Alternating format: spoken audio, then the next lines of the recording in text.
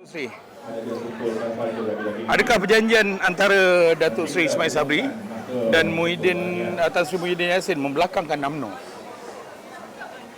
Dia ada dua peringkat perjanjian itu yang saya baca lah daripada apa yang tular. Yang pertama dari segi perjawatan ia adalah merupakan prerogatif ataupun hak istimewa seorang Perdana Menteri, ya. Bererti apa juga jawatan yang dia ingin beri kepada siapa itu hak dia, ya. Itu biasanya dia tidak dirujuk kepada majlis kerja tertinggi. Apabila seseorang itu sudah menjadi Perdana Menteri, mereka tidak pernah membincangkan siapa yang mereka nak lantik dalam mesyuarat MKT. Itu adalah hak istimewa seorang Perdana Menteri. Perjanjian itu saya lihat ada satu lagi sudut, iaitu mengenai tarikh pilihan raya.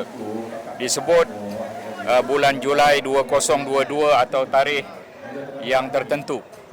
Yang bab itu Perdana Menteri sendiri mengakui dalam ucapannya ketika konvensyen Barisan Nasional bahawa dia ingin merujuk tiga pihak atau berunding atau berdiskusi, iaitu pihak pertama top 5, Presiden, Timbalan, 3 naib Presiden. Perkara kedua, kumpulan kedua ialah Majlis Kerja Tertinggi, dan perkara ketiga ialah BN Supreme Council. Jadi itu dia sendiri menyebut ketika ucapan beliau pada konvensyen BN. Jadi pada saya perjanjian yang ditularkan itu merujuk pada dua isu lah.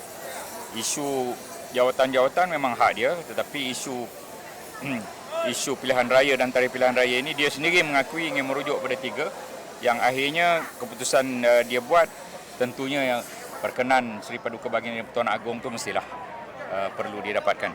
Baik, Datuk Seri. Adakah UMNO akan sokong seorang timbalan Perdana Menteri yang dilantik daripada Bersatu? Saya kira Bersatu ataupun PPBM dah ada 2 menteri kanan. Kita ada 4 menteri kanan, bukan, ya? Jadi PPBM dah ada 2 menteri kanan, UMNO ada 1 menteri kanan, dan GPS ada 1 menteri kanan. Jika PPBM dah ada 2 menteri kanan, apa hal pula nak minta 1 lagi timbalan Perdana Menteri, bukan, ya? Pada saya dia tidak wajar lah. Baik.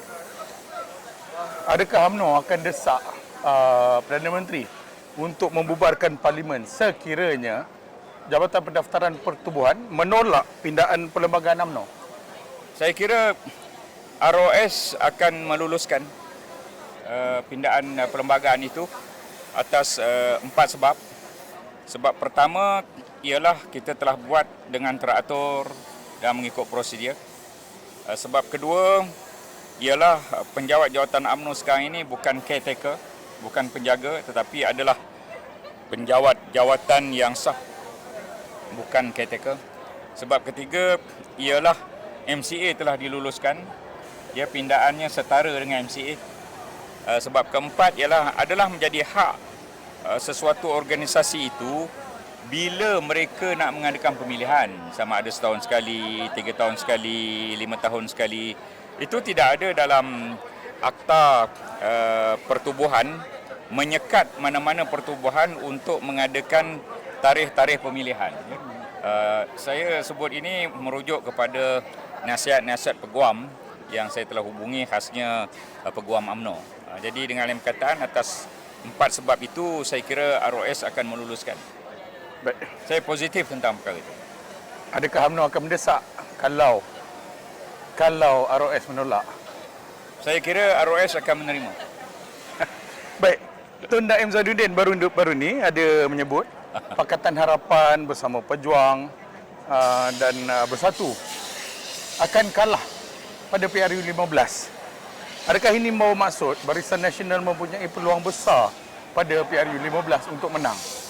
Tun Daim tentu ada latar belakang orang yang memberikan maklum balas pada dia, ya. Pastinya begitu, dia tidak akan bercakap kosong berdasarkan bukan fakta, tentunya berdasarkan fakta, dan tentunya apa yang dah berlaku di Johor, di Sarawak, ya, di Melaka menjadi bahan kajian pihak-pihak yang memberikan pandangan-pandangan tentang hal ini.